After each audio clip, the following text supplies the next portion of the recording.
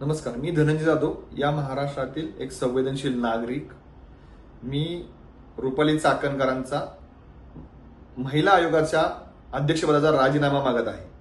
माननीय अजितदादा पवार, उपमुख्यमंत्री महाराष्ट्र राज्य, मुख्यमंत्री देवेंद्रजी फडणवीस साहेब, एकनाथजी शिंदे साहेब, मी आपणास हात जोडून कळकळीने विनंती करतो. या रुपाली ताई पुणे शहरात राहतात. पुणे शहरातनं धायरीवरनं वाकड हे साधारणतः 10-15 किलोमीटरचं अंतर असेल. महिला आयोगाच्या अध्यक्षांना या पीडित असणाऱ्या कसपटे कुटुंबाच्या घरी जायला 8 दिवस लागतात.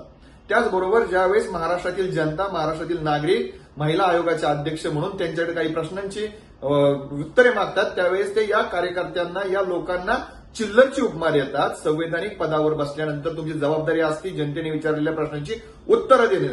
त्याही पुढे जाऊन या रुपालीताई काय करतात तर फेसबुकवरती, सोशल मीडियावरती अपडेट राहतात.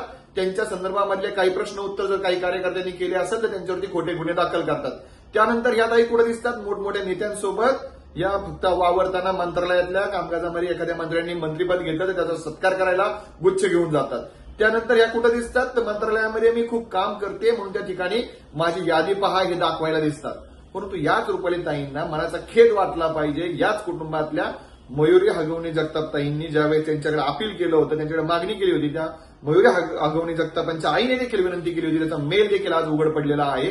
रुपालीताई, नैतिकदृष्ट्या तुम्हाला या अध्यक्षपदावर राहण्याचा अधिकार नाही, तुम्ही राजीनामा दिला पाहिजे.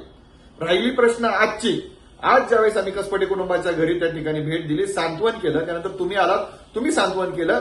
त्याच दुःखित कुटुंबाच्या दारामध्ये सर्वजण तुम्हाला विनंती करत होते की ताई, काय या प्रकारामध्ये आपण कारवाई केलेली आहे, हगवणे कुटुंबावरती कोणकोणते गुन्हे दाखल केलेत, हगवणे कुटुंबाला फासावर चढवण्यासाठी तुम्ही काय काय करणार हे सांगत असताना, ही प्रतिक्रिया तुम्ही मीडिया समोर द्या सांगत असताना तुम्ही त्या ठिकाणी किती आडेवेडे घेतले.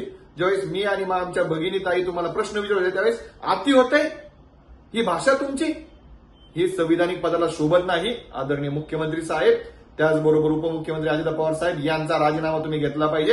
नाहीतर महाराष्ट्रामध्ये या महिलेला जनता प्रश्न विचारून बेदार करत आणि ही महिला अकार्यक्षम असल्यामुळे, या ताई अकार्यक्षम असल्यामुळे त्यांना त्या पदावर राहण्याचा अधिकार नाही. अकार्यक्षमतेच्या विरोधात जनतेला आवाज उठवण्याचा अधिकार आहे. रुपालीताई, तुम्ही राजीनामा द्या.